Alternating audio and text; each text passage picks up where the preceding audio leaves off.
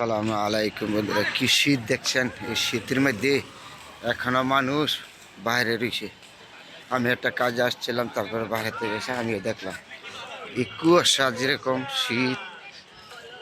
এখন গ্রাম থেকে শহর পর্যন্ত ছড়ায় গেছে শীতে। কি অবস্থা, অন্ধকার দেখছেন শীতের মাধ্যমে। তারপরে আপনাদের সাথে শেয়ার করলাম বন্ধুরা, এই কুয়াশার মাধ্যমে ঠান্ডার মধ্যে এই মানুষ এখনো বাইরে ঘুরে শীতের মধ্যে। কি অবস্থা দেখেন। তো আমরা মানুষ সবাই সবাই কার্যকর্ম নিয়ে বিভিন্ন আড্ডা দিয়ে পোলাপান্ত বসে থাকে। তারপরে শীতটা কত ঠান্ডা যেরকম পড়ছে, যেমন অন্ধকার দেখেন। এই রাত্রে করে রাত বাজে এখন 10টা, তারপরে কি অবস্থা মানুষ রাস্তা অন্ধকার। শীতে যেদিকে তাকাবেন এদিকে পরে রাস্তার মধ্যে মানুষ, এত অন্ধকার শীতের মধ্যে। এখন তো শীতের দিন আপনি শীত থাকতে হবে, আর যেন গরমের দিন গরম থাকতে হবে, যেহেতু আমরা বাঙালি জাতি তো।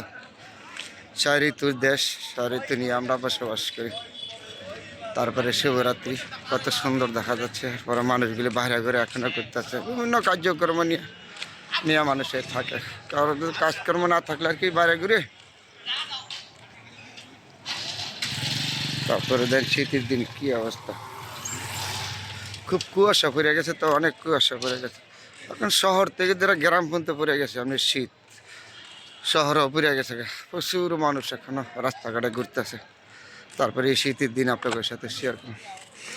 আমরা বাঙালি মানুষ তো, হয়তো আমরা 6 ঋতুর দেশের মানুষ। শীতের দিন শীত না আসলে ভালো লাগে না, গরমের দিন গরম না আসলে ভালো লাগে না, আসতে হয়। কত মানুষ রাস্তাঘাটের মেঝে দেখুন।